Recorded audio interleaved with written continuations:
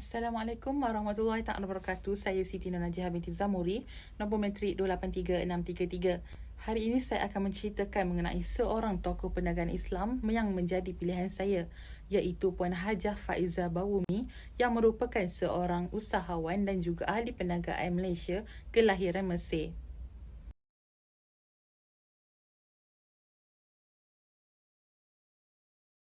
Mengenai latar belakang beliau, nama penuh beliau ialah Faizah Bawumi Syed Ahmad dan sekarang beliau berumur 80 tahun.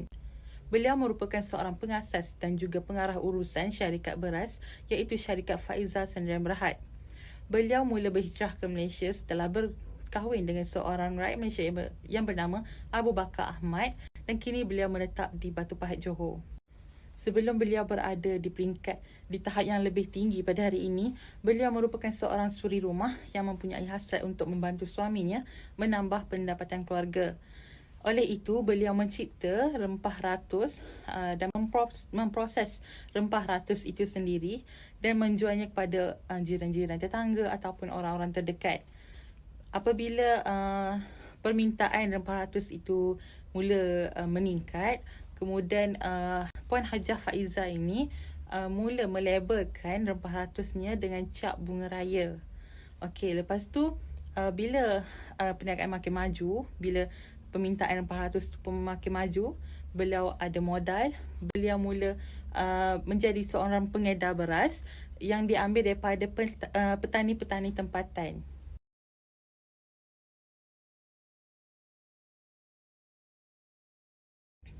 Terdapat dua kejayaan utama Puan Faizah dalam syarikat berasnya.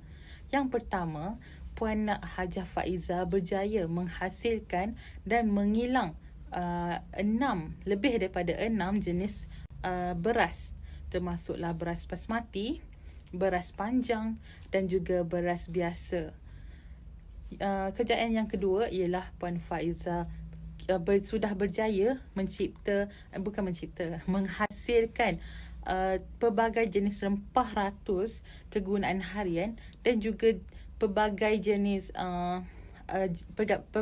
bekalan makanan yang lain seperti kicap, garam, tepung gandum, bihun, ketupat segera dan sebagainya. Seterusnya ialah anugerah yang pernah diterima oleh Puan Hajah Faizah dan juga syarikatnya.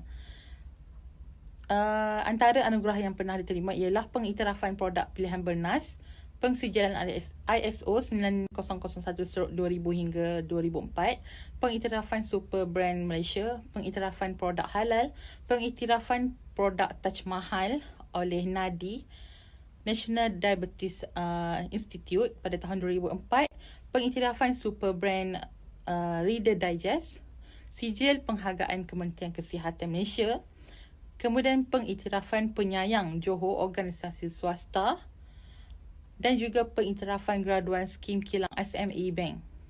Beliau juga pernah memperoleh pengiktirafan Maulidur Rasul peringkat kebangsaan pada tahun 2010.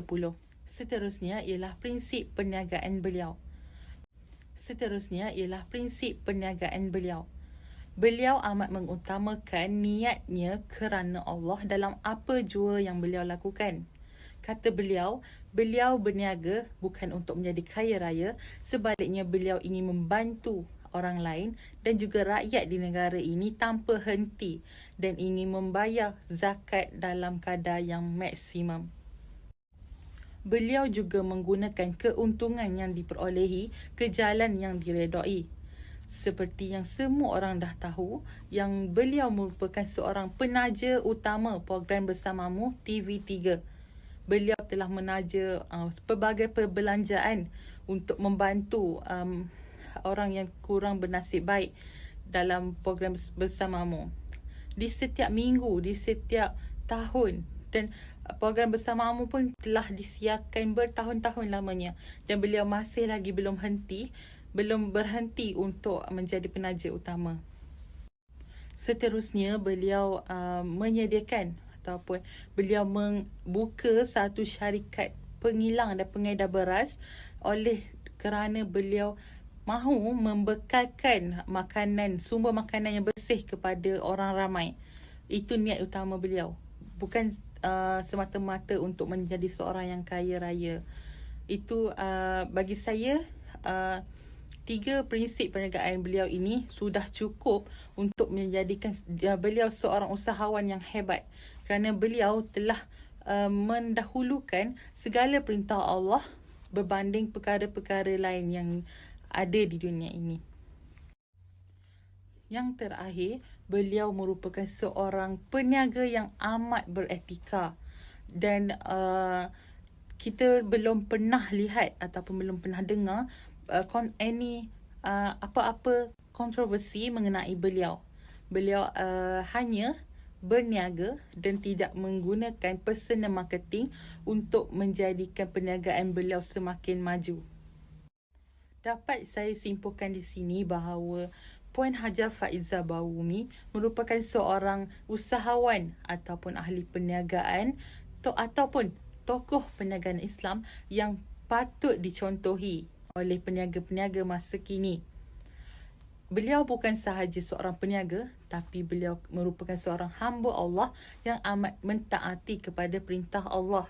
Termasuklah beliau amat menjaga auratnya, dan juga beliau merupakan seorang yang amat menjaga solat.